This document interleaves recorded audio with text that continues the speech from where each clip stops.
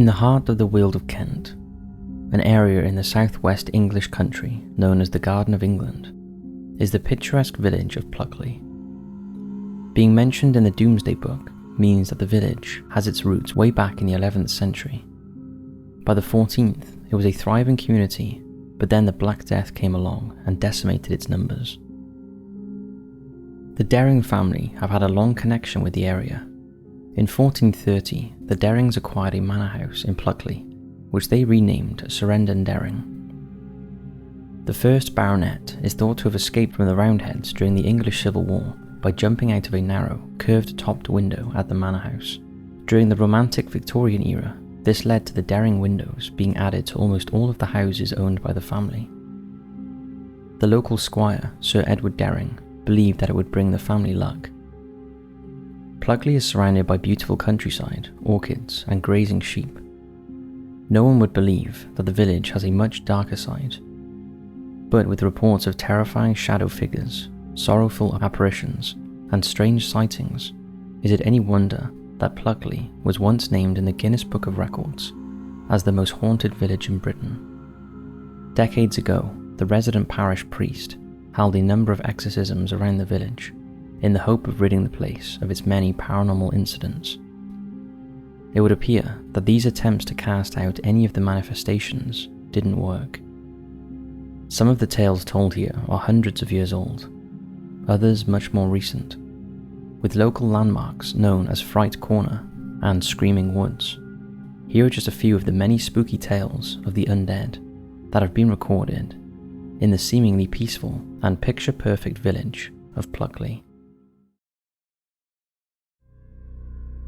The Spectral Coach. This particular ghost has been seen in different forms and at different locations throughout the village.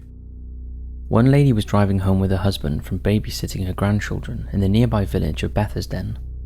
It was a little foggy and well past midnight when the couple reached the outskirts of the village, a journey that the couple had taken dozens of times before.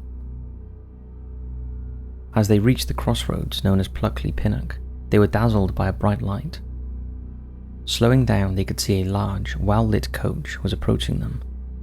They were shocked to realize that the riderless coach was being pulled along by 2 horses and there were no passengers on board. It just passed by the car before it disappeared into the darkness of the night.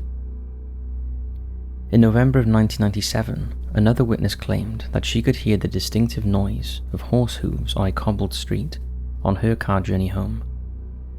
Sometimes the coach is pulled by 1 horse, other times 2 or more, and they are often heard racing down the road in the early hours of the morning. Pluckley, it turns out, was on a main coaching route, making it a perfect target for 18th century highwaymen, which leads us into our next supernatural tale from haunted Pluckley. The Highwayman. According to local legend, a mob killing is often reenacted at Frith Corner, a crossroads in Pluckley, where a hollow oak tree once stood. The unknown highwayman would hide in the woodlands there and jump out at unsuspecting victims as they passed through the area. One night, the highwayman was seen causing trouble out on nearby Hothfield Common and was chased by soldiers on horseback. He rode through Pluckley to escape, and on seeing the tree, he hid himself inside. He hoped that his horse would gallop away, but instead it stayed near the oak tree and gave away his hiding spot. On seeing the horse, the soldiers found the criminal and a violent and bloody fight ensued, resulting in the highwayman being run through by a sword and pinned to the oak tree. In another telling, he was pinned to the tree and had his head cut off. Either way, he died at that very spot, which is now known as Fright Corner because of how often the spectral scene is replayed. Perhaps the highwayman is a candidate for the stone tape theory, an idea that a traumatic event can be flung out into the atmosphere as a form of energy, absorbed like a sort of recording into rocks and other items in the surroundings, and then replayed when certain conditions are just right. A fascinating sighting of the highwayman happened to villager Bob Godden. He had spent a pleasant evening out and then began the short walk home. After turning a corner, he came across the tall figure of a man wearing black riding boots and a dark cloak. Bob watched as the figure walked slowly across the road in front of him before disappearing into the hedge on the opposite side. Alarmed by his experience, Bob ran the rest of the way home to his wife. Once there, a terrified Bob told her the story, claiming that he was certain that he'd just seen the ghost of the Highwayman. Elvey Farm. Numerous spirits are said to reside here, one being the ghost of a Victorian tenant who shot himself in the 1850s after his wife left him. In the 1970s, the owners saw the phantom of a young man in their bedroom many times. The 15th century farmhouse has 3 daring windows and is now run as a boutique bed and breakfast. Apparently the barn is said to be a very scary place to visit. If we were to visit Pluckley, this is the place we'd stay. The Monk and the Lady. Greystones is a large house built by the Derrings in 1863. Before 1924, it was called Rectory Cottage. A reclusive cleric is said to haunt the grounds of the house where he once lived. Known locally as the Monk, he was seen in 1989 by an American journalist who glimpsed a brown-robed figure at the back of the house. Rose Court is supposed to have been built by a member of the Dering family to house his mistress. It is thought to date back to Tudor times, although it's not known if there was a building on the site at that time. Like many houses in the area, Rose Court has 3 daring windows. There is a connection between the female spirit that haunts this house and the Monk of Greystones. The two fell in love and would snatch brief moments together along the little village lanes. Unfortunately, their romance was not to be, and for whatever reason they were unable to be together. The lady was so distressed that she made a potion from ivy and poisonous berries, which she drank with the intention of suicide. The monk is said to have died from a broken heart after her passing, and the lady died whilst looking out across the fields towards Greystones to her beloved monk. She has been seen walking in the gardens of Rose Court, and there have been reports of poltergeist activity and the sounds of strange sighs coming from a disembodied voice in the early hours of the morning. The Screaming Ghosts. Daring Woods has been given the nickname Screaming Woods because the cries of the people who have been lost and died there echo around the copse at night. Meanwhile, at the brickworks, the ghostly screams of a man who died after he fell to his untimely death into a pit of clay can still be heard. The Red Lady. Pluckley's parish church is dedicated to St. Nicholas, and this too dates back as far as the 13th century. Here the Daring Chapel was built in 1475 and is separated from the rest of the church by 2 screens. Thought to be the wife of Lord Daring, when she died quite young, her husband was distraught. In order to preserve her beauty from the devastation of death, her body was clothed in an exquisite white gown, and she held a rose in her hands. Then she was placed inside 7 lead-lined coffins, specially made to fit one inside the other like Russian dolls. Each coffin was sealed, and then they were placed into an oak sarcophagus. Finally, the lady was laid to rest in the Daring Vault, situated in the south chapel of St. Nicholas Church with other family members. A strange light has been seen dancing around the window near to the vault, and there have been knocking sounds heard coming up from underground. The figure of the Red Lady herself has been seen floating around the churchyard in her beautiful gown in the late evenings, where it's said that she is searching for the body of her stillborn child. The ghost of a lady in a white gown has also been seen inside the church, kneeling down as though praying. During the 1970s, there was another paranormal incident involving the Church of St. Nicholas. With the permission of the then Reverend John Pittock, a group of psychic researchers were allowed to stay inside the church overnight. They had spent the day setting up cameras, thermometers, tape recorders, and other paranormal sensory equipment. They settled down for the night and were locked in. Their hope was to catch a glimpse of the Red Lady.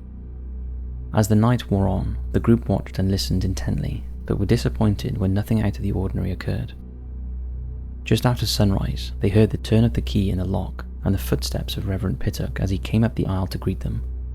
He was struck by how tired and disappointed the investigators looked. When he asked how the vigil had gone, he was surprised to learn that the group hadn't seen a single thing and had no photographs to show for their efforts, and had not recorded any sounds either. They said the fact that the Reverend's little white dog had stayed with them had at least helped to alleviate the boredom. "Really," said the Reverend, "I don't have a dog." The Bakery.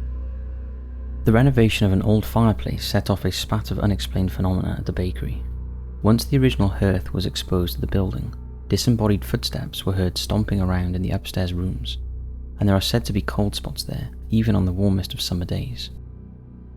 The Watercress Lady. Pinnock Bridge passes over a tiny little brook. Just at the turn of the 20th century, an old gypsy lady made her living by gathering watercress down by the banks of the stream. She would sell bunches of it to Pluckley's villagers, who considered her a bit of an eccentric character, but harmless. Every evening at twilight, she would sit on the walls of the bridge and drink gin from her battered old hip flask, while smoking her clay pipe. One night she fell asleep. The pipe dropped down onto the ragged clothing that she wore, and within moments the burning tobacco had set the rags on fire, engulfing her in a flaming fireball. No one was there to hear her tormented screams or help her. She was found the next day a pile of burned ashes. Her buckled old flask and charred pipe were all that was left to identify her. Her ghost has been seen several times over the years, shrieking and screaming in an agony of flames. Lately though, she appears as a faint pink light that hovers above the bridge where the Watercress Lady died. The Schoolmaster.